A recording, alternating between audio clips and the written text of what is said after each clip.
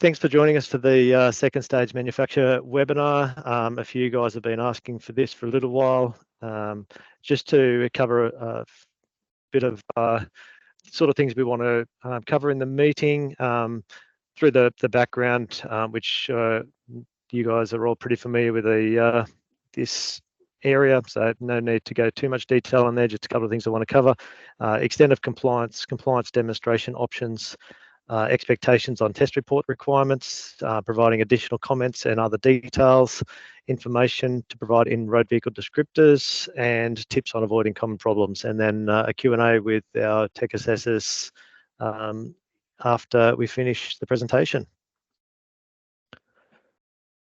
So second stage manufacture, of course, is additions to or modifications undertaken on a new vehicle, base vehicle that's already added to the RAV, but not yet provided for the first time. Just a reminder that an SSM application can only be on one first stage vehicle. And if your base vehicle that you're working on isn't on the RAV, then it wouldn't be able to be processed under this option. So now that the transitional period is finished, MBSA vehicles wouldn't be suitable anymore for this option. There would be options if a vehicle hasn't yet been provided under a type approval to modify to add the vehicle to the RAV, but the original type approval holder would have to do that. And then the other thing to remind there is if your SSM approval number is lower than the first stage approval number that you're modifying, then something's not right there. So that's one of the key things to keep an eye out on, and things that we are seeing in now that we're able to see RAV reporting, we're able to get that sort of information, and we are seeing a few Land Cruiser as an example, the Land Cruiser that recently stopped and the new approval granted. Some of the new Land Cruiser approvals are processed under the old vehicle type approvals. So just making sure that you're clear about the vehicle type that your vehicle does cover. Before you start an application, there's a couple of things to remember there. So we do have the guidance available on a checklist for vehicle type approvals. So there's certain things that you can go through, and just making sure you've got all your systems in place and documentation that you require. That document's available from our publications page and also the vehicle type approval page. One of those things in there is the identify who will be the approval holder. So just making sure that before you start your application, you have your authority to act set up, which will allow you to select the intended approval holder. And also the other key thing there is ensuring you correctly identify the base vehicle and also the vehicle category that you're processing your vehicle as, because it cannot be changed after the commencement of your application. You can't go back and edit those details. Page 11 of the guide covers some of this information, of the vehicle type approval guide covers some of this information to provide in an application as well.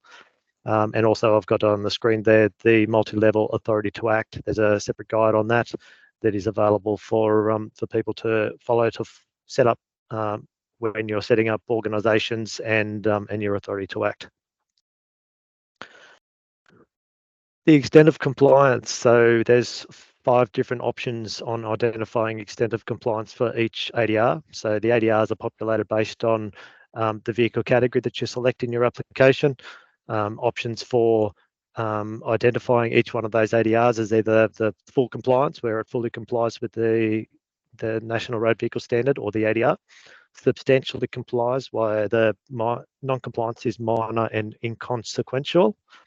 So this is covered in we do identify that particular option in the guide for vehicle type approvals, specifically for cab chassis, where we nominate that if a vehicle is an incomplete vehicle, as in doesn't have your rear lights, registration plate holders, and wheel guards, then it'd be identifying those particular ADRs as minor and inconsequential, where at the time you add the vehicle to the RAV, it doesn't fully comply with the ADR.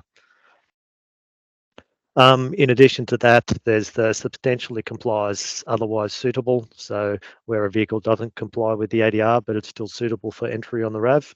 An example of this is in the Guide to Vehicle Type Approval, where a vehicle was certified by the original manufacturer compliant with ADR 79, and the vehicle mass is increased to make ADR 80 applicable. where the reference mass is over 2,840 kilograms, we've identified that the ADR 80 evidence or compliance information should be identified as otherwise suitable. There may be other scenarios where otherwise suitable can be used, but yeah, that's just a couple of basic ones and trying to identify those types of compliance information. The other two that are applicable options for selection there are the not applicable and the ADR exemption, which the next slide, we go into a bit of detail here when to use these options. So these up until a release late last year were under the same option, not applicable, exempt. We separated these to make it a little bit easier to identify when a new ADR is becoming applicable and will be applicable for a particular vehicle type or vehicle category. So we identified when ADR 3403 came in and also ADR 85. Sometimes this ADR was marked as not applicable because the vehicle wasn't within the scope of the ECE regulation. And other times it was marked as not applicable because it was a transitional arrangement that where it's basically the ADR it wasn't the vehicle wasn't considered a new model, so therefore the ADR wasn't required to be added to the approval at that stage. So the not applicable, select that when that's an existing model and or part of it a variation or an SSM where the original vehicle was an existing model and if it didn't need to comply with that ADR. ADR exemption, as is on the screen there, a couple of options where it's, sorry, I forgot to change a couple of words there. So ADR 52, of course, is for fog lights. ADR 62 is for tow bars. ADR 85 is the option that I mentioned there a minute ago is where the seating position is not within the scope of the ECE regulation. ADR applicability. So most ADRs have the two applicability dates, the new model and the all model date. So our guidance identifies that an SSM is not considered a new model if the base vehicle is not a new model for the particular ADR. So in that case, where the first stage vehicle that you're modifying complies with an older ADR, such as ADR 4204, then the SSM application could continue to comply with 4204, as it wouldn't be considered a new model for the purposes of ADR 4205. So continuing to comply with the older. There's a few ADRs where there's no all model applicability date, but where in the other option where there is an all vehicles applicability date, then on the date that that comes into force, then every vehicle added to the RAV must comply with that ADR on that date or after that date. So if when ADR 85 became applicable last year, there was a number of vehicle type approvals that were suspended on that date because they didn't include ADR 85, and in some cases the base vehicle wasn't compliant to that ADR either.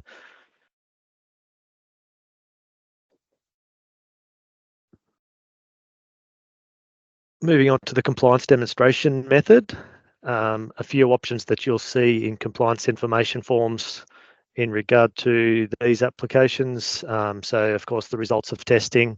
So when you're using results, when you are doing a test on the vehicle, the test must be from an approved testing facility. So if you are doing a test to show the vehicle meets the requirements of the ADR or the technical requirements and alternative standard in the ADR, the testing must cover all the variants, either through separate testing, multiple different tests, or worst case analysis to confirm that the vehicle meets the requirements. There is still some guidance that's available under the ADR specific circulars for worst case analysis.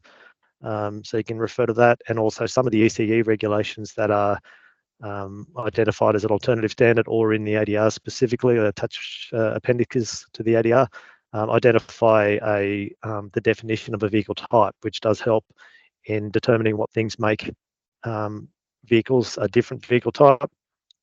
A common issue we see in this space, which we'll go into the common issues a little bit more later on, but the not recognising a unique braking system. So there's certain things that if they change, the vehicle's got a unique braking system, which requires a unique test for that particular vehicle.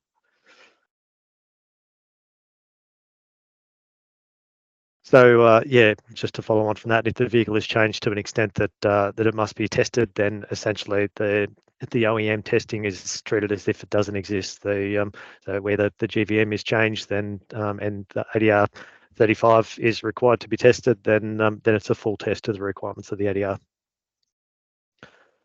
The other options in this page, the approval or other documents. So these are options that we've got on the compliance demonstration method are directly from section 19.2 of the Road Vehicle Standards rules. And so there's certain things that the decision maker, can take into consideration when deciding an application, and also there's a condition of approval that this sort of information and only these types of information are used to show compliance. And that's an ongoing condition for every vehicle that you add to the RAV. So the UN approval is no longer needed to be uploaded. Upload a copy of the ECE approval document, but you must have access to the document, and it may also be requested as part of a request for further information while assessing the application, or any time that the approval is in force, and also those requirements for retaining that supporting information for 7 years after the approval expires or is revoked as well. Component type approvals, which is basically the Road Vehicle Standards legislation replacement for the component registration numbers, CRNs and SANs. Options for demonstrating compliance where a light, tyre, coupling, anything like that you are using has already shown compliance, then using that component type approval is an option for showing compliance. The vehicle type approval is probably the most common one in the second stage manufacture space, where the first stage vehicle is showing compliance and you're not making significant changes to that vehicle. Therefore, the original evidence of compliance or the compliance methodology continues to apply. Approved model report. I don't think I've seen any applications for approved model reports for second stage manufactured vehicles. It is an option. It's also an option to do second stage manufactured vehicles through the RAWS process, but I'm not aware of any vehicles going through that process at the moment, but it is there and it's available as an option if decided that.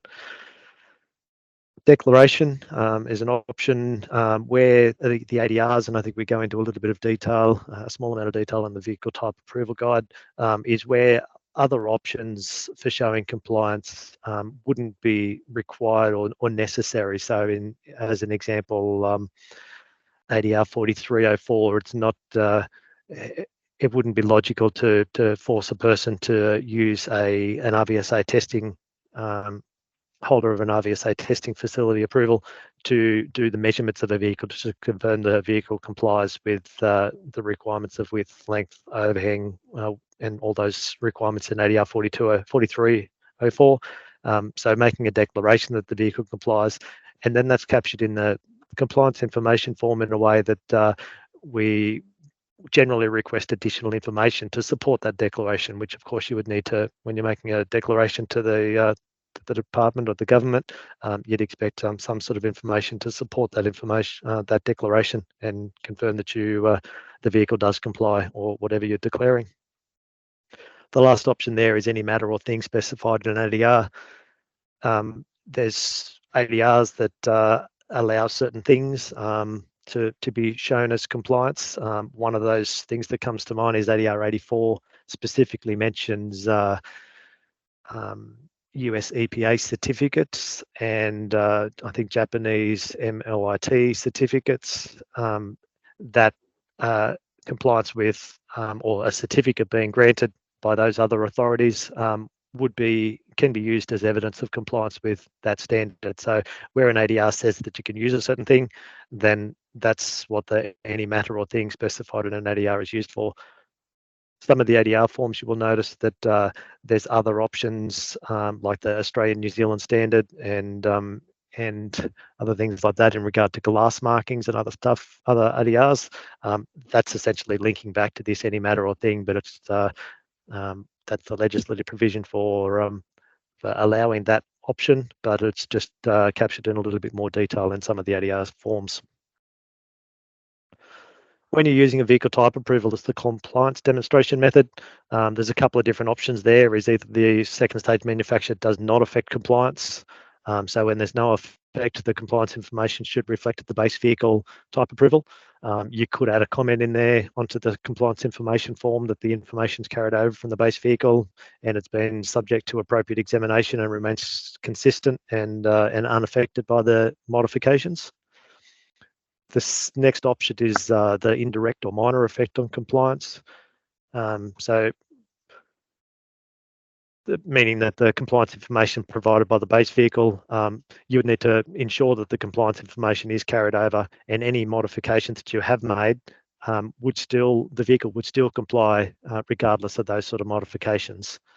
So this could be used for part of an ADR covering where the base vehicle continues to comply, and then adding additional compliance information forms for other components. So as an example, ADR 6, where the front indicators and possibly the rear indicators, depending on the base vehicle, would be the OEM equipment. And if you've moved the vehicle into a different vehicle category that requires the category 6 side indicators, then there'd be an additional form required for those compliance information, for that compliance information where you're using that other component that's not covered by the vehicle type approval. And then, of course, the reminder there that any modifications change in compliance with the applicable ADR, full testing. And a reminder again is that essentially the first stage evidence doesn't exist. Full testing to the full requirements of the ADR are applicable there. Moving on to the RVD information, of course, the information in the RVD must reflect the SSM vehicle, including the variants and options to be offered with the SSM. Dimension specifications reflected in the RVD must match your completed vehicle. So anything that has changed and any of the final spec of the vehicle should be reflected.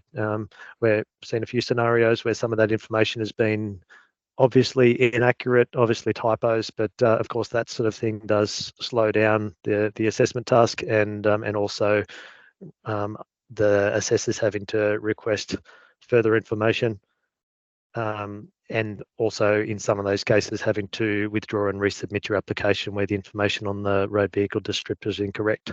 So of course the RVD is used by assessors, state and territory registration authorities, and the public vehicles. So it is published information, so making sure it's correct is a big advantage for everyone.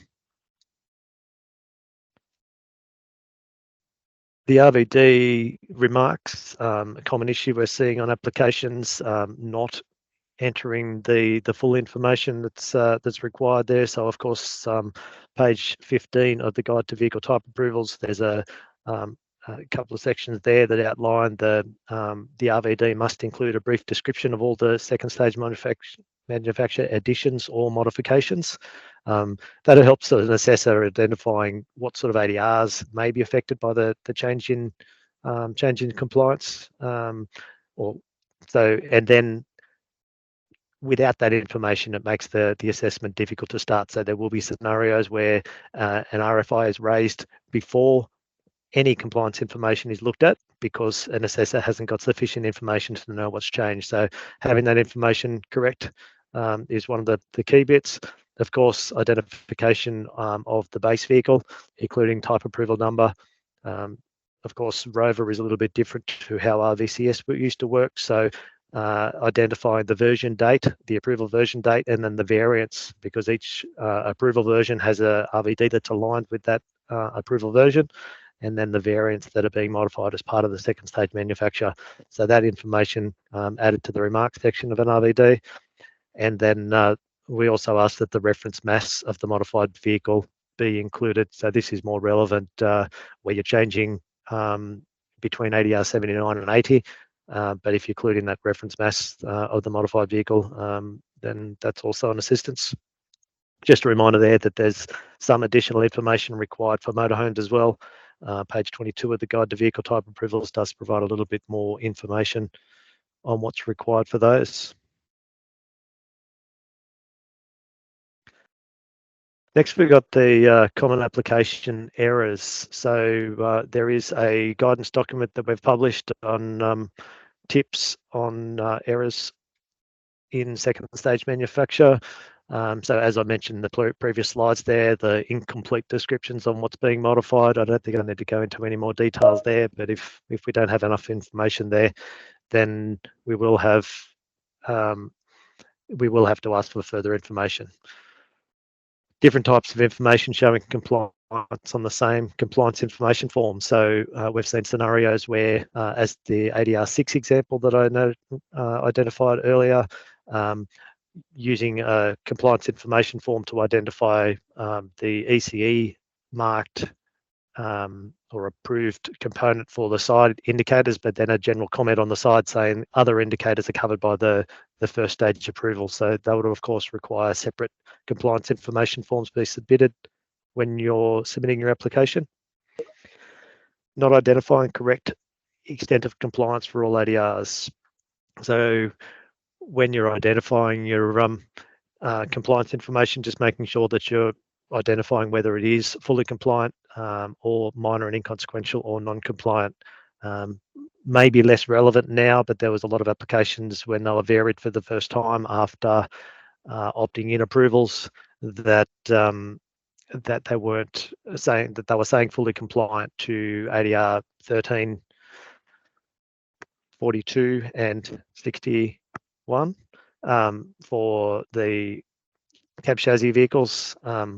In those cases, it might have been that the vehicle type approval for the base vehicle also hadn't varied since the first opt-in. So the older application information was available, or the non-compliant information was available in the VCS system on their previous MBSA approval. Next one, not selecting substantial compliance when the vehicle doesn't comply, which is basically the same item there as where I identified there a second ago. Sorry, the first one was also capturing the vehicles out of scope for the ADR, and the ADR is not applicable or exempt, whichever one should be selected there. And some of the ADR specific information that we've come across, which, like I said, is also available on our Common Errors guidance document. ADR 18, changing tyre sizes would be new testing to the ADR unless the tyre sizes that you're using are within the minimum and maximum tyre sizes that were used by the base vehicle or the first stage vehicle. ADR 30, this ADR was updated in 2020 or 21 to identify that that ADR is not applicable or not required for where vehicles show compliance to ADR 7904 or ADR 8003. So just checking on what your first stage vehicle or your base vehicle, what ADRs they have in their approval before you make a claim that the vehicle complies with 3001, because the base vehicle does, whereas a lot of the base vehicles now have removed 3001 from their compliance information or their ADR list. So that is, of course, published information that you're able to see. 3506, there's a couple of items we come across here, is when you're using acceptable prior rules, ADR 3506 is the required ADR needing to comply, that is applicable. So although you might be testing to the requirements of 3505, making sure that you're identifying 3506 as the ADR that you comply with, even though you are using an acceptable prior rule. The other item there is the brake testing needing to be performed on the worst case vehicle. So vehicle mass, wheelbase, tyre size all need to be considered, and having a look at the circular ADR specific circular 3506-2-1 for guidance on selecting test vehicles in that case. ADR 4204, a couple of items here is either the evidence to compliance ADR 4204 is not being provided, or using or identifying the base vehicle as the vehicle type approved vehicle. Then most modifications in the SSM space will change compliance to ADR 4204, but just at least identifying how, if it does, and submitting your compliance information forms there.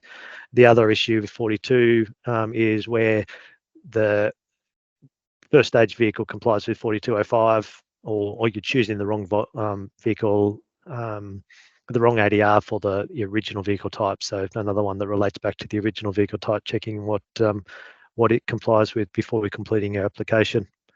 And of course, where you're doing 4205, then the additional ADR 90, 92, 93, 94, and 95 become applicable, and 96 if it's applicable. 4304, compliance information needs to be provided here. SSM modifications mostly change compliance with this, even if it's only a little bit of height change. So full compliance information needs to be provided. And of course, in the case of motorhomes, then there's more substantial compliance changes in that space.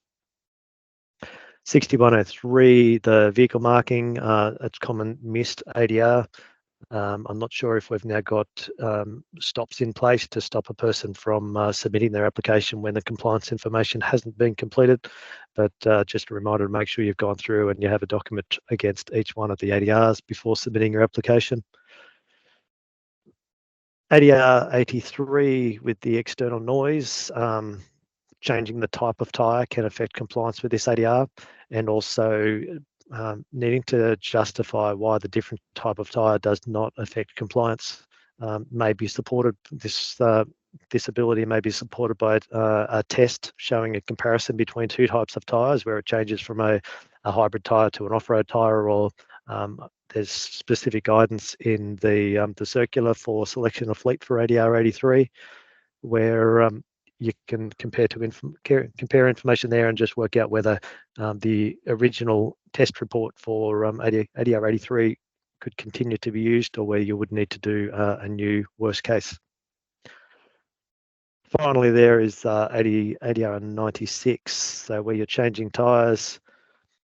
If you change the tyre to a commercial tyre, then making sure you add ADR 96, and if the OEM vehicle was using a passenger car tyre and didn't have ADR 96, then of course you couldn't use the first stage approval as a method of complying with that ADR.